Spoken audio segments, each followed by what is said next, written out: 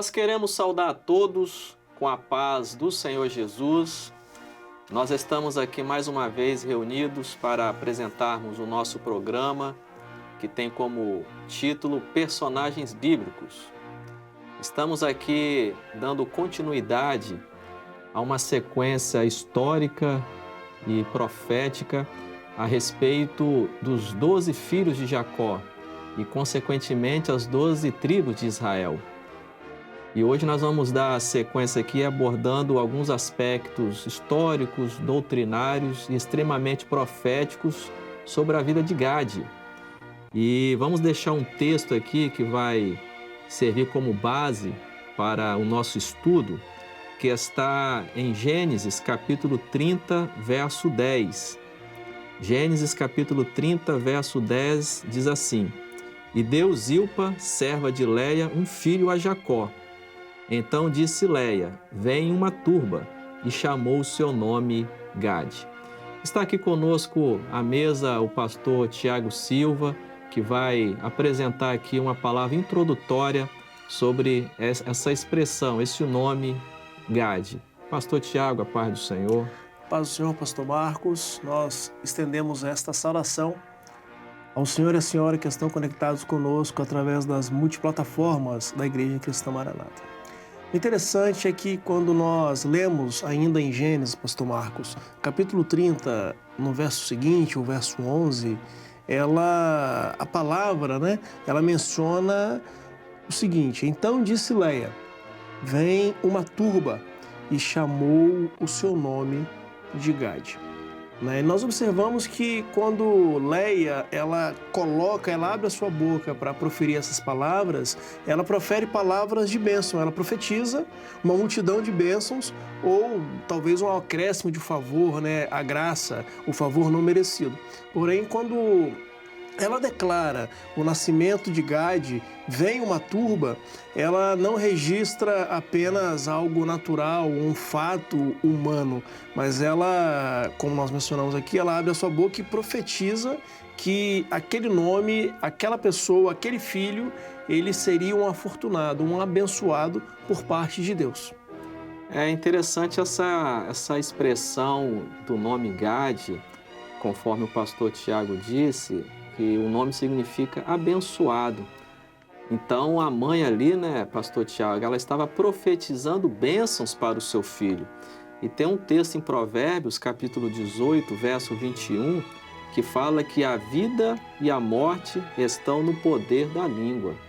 Então nós vemos o poder que tem as nossas palavras, Dentro dessa celeuma, dessa discussão, você vê todo um aspecto, um cenário profético, Porque a variação dessa palavra, que ela chama muita atenção, a palavra turba, dentro da Bíblia, da palavra de Deus, ela nos remete a um processo de multiplicação.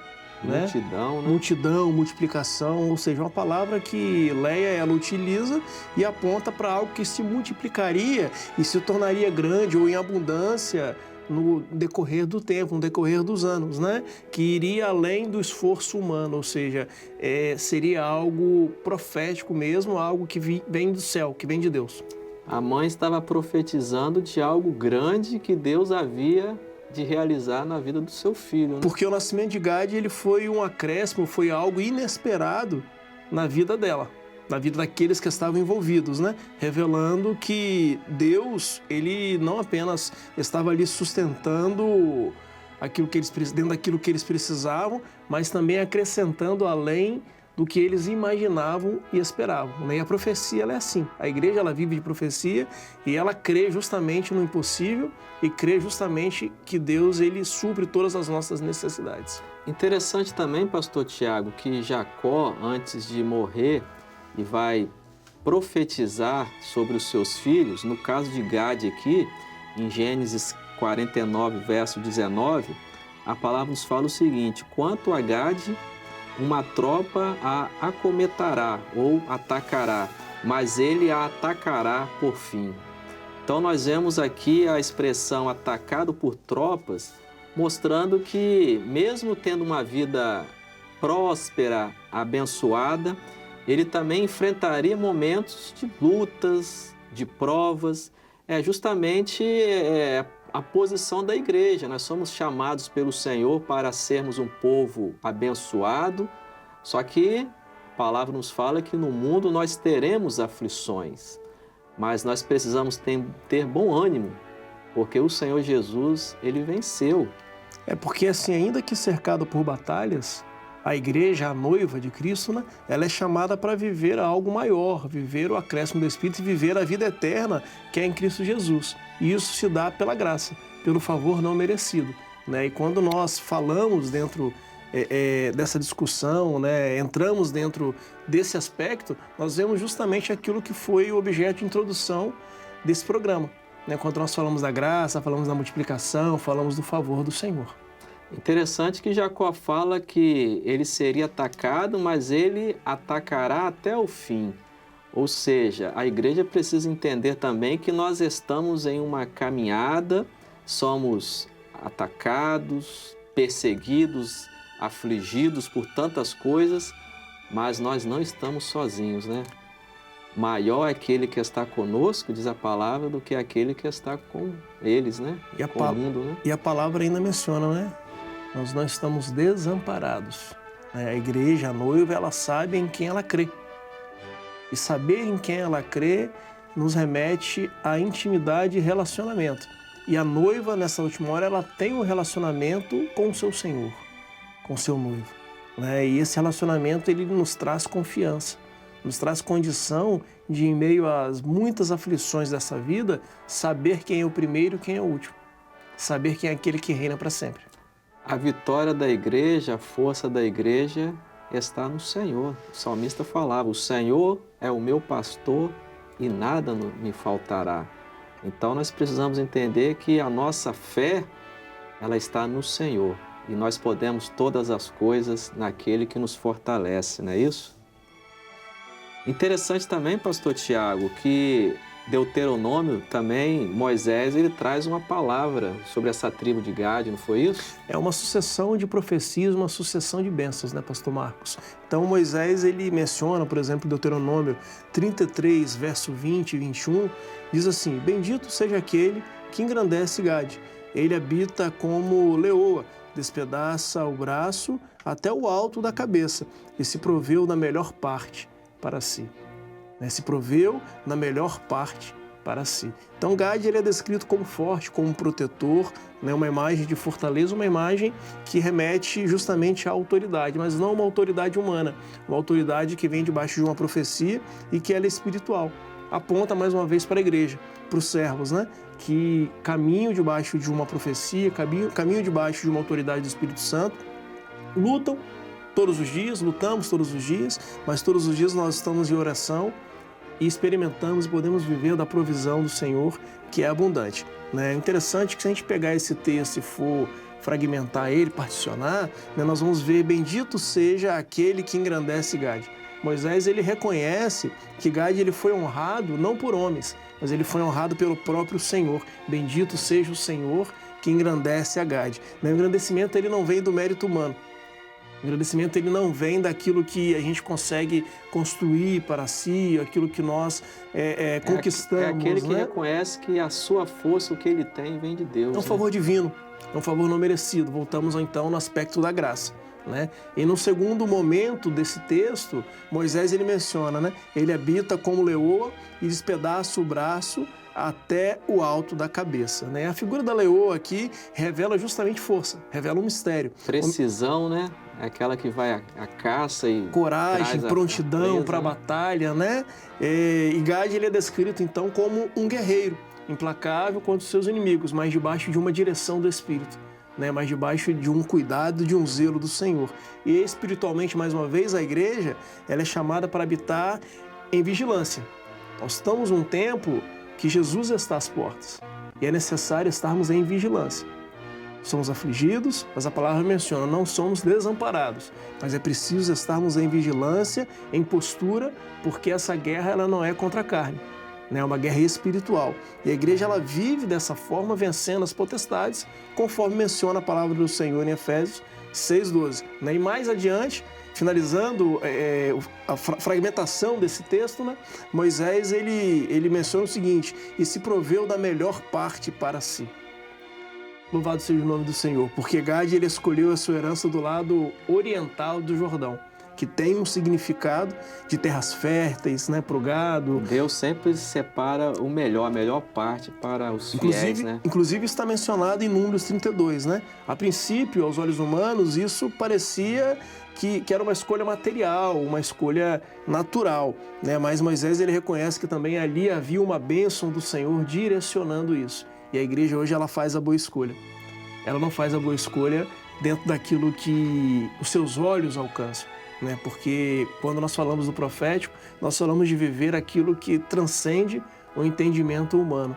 E a dependência do Espírito é justamente isso, né? E esse último trecho do texto, ele aponta profeticamente justamente para a igreja que sabe escolher a boa parte.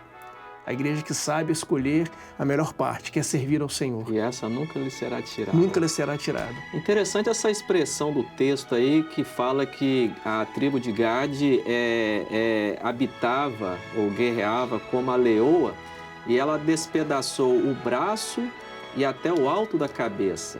Ou seja, a igreja que está dirigida pelo Espírito Santo, ela vence todas as coisas. O braço aqui representando a força humana, a força daquilo que não provém de Deus, a cabeça que governa aquilo que é próprio do homem, e a tribo de Gade, eles venceram tudo isso. Ou seja, a igreja que está dirigida pelo Espírito Santo, ela entende que tudo que está relacionado a nós é vencido pela ação e pelo poder do Espírito Santo. A igreja só tem um governo, um cabeça, que é Cristo, né? O profético, que é aquilo que conduz esta igreja, né? O espiritual, ele governa o material, né? E nós observamos todo dentro dessa discussão a respeito de Gade, dessa tribo, da profecia, né? A gente observa que o favor não merecido, ele foi constante, e a igreja ela vai vencendo justamente pela graça, é pelo favor não merecido. Né, uma postura de vigilância, uma postura de atenção, uma postura em especial, pastor Marcos, e o senhor e a senhora que estão conectados conosco, de perseverança. Né? Muitas vezes o homem ele pensa em desistir no primeiro obstáculo, na primeira prova, na primeira dificuldade. Mas nós precisamos lembrar que o nosso objetivo é a vida eterna, e a vida eterna ela não é aqui, ela é lá na frente. Né? Então precisamos olhar para a cruz, porque a nossa vitória ela está no sacrifício de Jesus. Amém. Agora, pastor Tiago mencionou aqui sobre um texto lá em Números 32, verso 1, quando Moisés fala que aos filhos de Gade foi dado muito gado em grande multidão. Então, ali na divisão das heranças, das terras, nós vemos que a terra que foi dada aos gaditas era abundante em gados.